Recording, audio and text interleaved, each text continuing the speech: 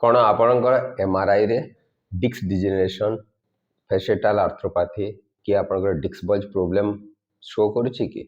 जो रिपोर्ट रे कौन आपणकर रिपोर्टिंग एमती हेची कि जदि मु कहबी कि प्राय अनेक लोकंकर एही पड़िया आपणकर फाइंडिंग थाए एमआरआई फाइंडिंग थाए हेले भी से मानकर बैक पेन किछि हो न थाए। नमस्कार मु विश्वज्योति फिजियोथेरापिस्ट मु आपण मानको हमर ही फिजियोथेरापी चिकित्सा यूट्यूब चैनल रे स्वागत जनाउछि। एमआरआई फाइंडिंग जहाँ भी आपणकर बाहरी थाए बैक पेन पई जो एमआरआई करि थांती आपण से जो भी फाइंडिंग आपणकर बाहरी थाए सेटा देखि साला पर बहुत लोक डर लागि थाए कि से माने भाबंती कि सेटा आ ठीक हबनी तांकर बहुत बेसी प्रॉब्लम हे जायछि एवं गुडाए मिस्टेक तांको आडू हे थाए। तो चलतु आज अध्याय आम जाना कि एक्चुअली एमआरआई फाइंडिंग एवं तार रियलिटी विषय में फर्स्ट चलतु जाना कौन प्राय समस्त एमआरआई करने भी डरती एमआरआई फाइंडिंग देख सारापर आहरी डरी जाती जदि बैक पेन प्रोब्लेम थी। तो देखो एक्चुअली एमआरआई कले कौन हुए आप छोट लेवल रे भी आपंकर जदि किसी एज रिलेटेड चेंजेस थी स्पाइन ताहले आपंकर जना पड़ जाए। तो जमीती आपंकर डिस्क बल्ज प्रोब्लेम कि आपंकर फेसेस जॉइंट रो आर्थराइटिस हो कि आपंकर डिस्क डिजेनरेशन हो जदि एगुड़ाक थिबो ताहले या माने नुह कि आपंकर जो बैक पेन होची तार कॉज गुड़ाक ही एटा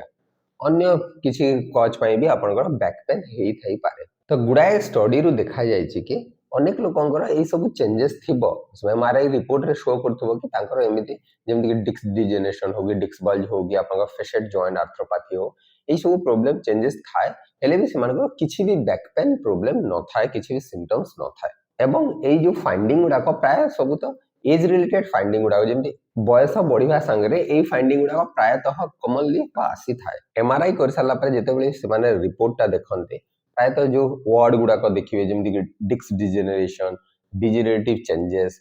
आर्थ्रोपैथी फेसेट जॉइंट आर्थ्रोपैथी हो कि आपंकर डिस्क बल्ज प्रोब्लेम हो ये जदि वर्ड गुड़ाक थी से कौन करेंगे ऑनलाइन सर्च करने को चेष्टा करेंगे से विषय जाना चेष्टा करते ता विषय तो बहुत गुड़ाए तथ्य से जना पड़ जाए। तो से भावती कि जेहेतु फाइंडिंग रे एमती आसी सब प्रोब्लेम आसी डिस्क डिजेनरेशन होगी डिस्क बल्ज होगी फेसेट जॉइंट आर्थ्रोपैथी अच्छे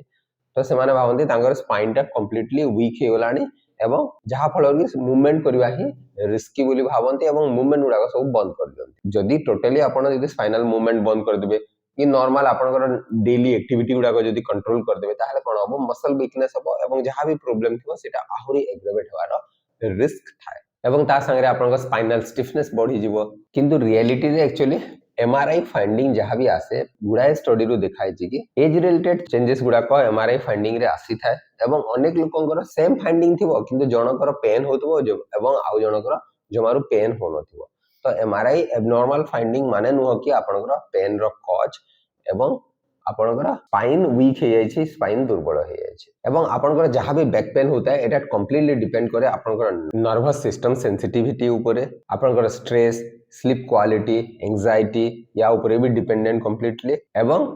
फियर ऑफ मूवमेंट ता संगे आपनकर फिजिकल एक्टिविटी लेवल ऊपर भी डिपेंडेंट सेहि पई देखिबे आपनकर प्रायतः दी जनकर जदि एमआरआई फाइंडिंग सेम थिबो हेले भी जनकर सिम्पटम्स थिबो जनकर बैक पेन बहुत मात्रा रे होतबो आ जनकर खाली जस्ट टिके डिस्कम्फर्ट होतबो बेसी किछि प्रॉब्लम हो नथिबो। तो आज रो अध्याय आमे जानिबा को पाइला कि देखंतु जेतेबेले भी आपण बैक पेन पई एमआरआई करा हुए तो रेड फ्लैग्स गुडा को चेक करा हुए जेमति कि बेसी ही किछि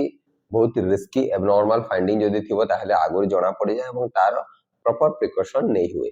किंतु जो नॉर्मल चेंजेस गुडा को जो फाइंडिंग गुडा को आसे जेमति कि एज रिलेटेड चेंजेस गुडा को आसे जेमति कि आपनकर डिस्क डिजेनरेशन हो आपनकर फेसेट जॉइंट प्रॉब्लम हो डिस्क बल्ज प्रॉब्लम हो एई सब फाइंडिंग गुडा को थिले मे बी एटा आपनकर पर्सन टू पर्सन आपनकर सिम्पटम्स वेरी करि पारे किछि जनकर पेन थिबो किछि जनकर पेन थाई न पारे किछि जनकर बैक पेन होतो किछि जनकर back pain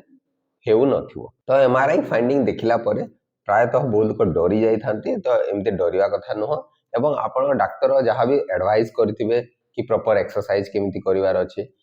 daily activity modification केमिति करिवार अछि याको प्रॉपर्ली फॉलो करिवार अछि ए सब जदि फॉलो करिवे ताहले आपनकर बैक पेन रु आपण इजीली रिलीफ पाई पारिबे।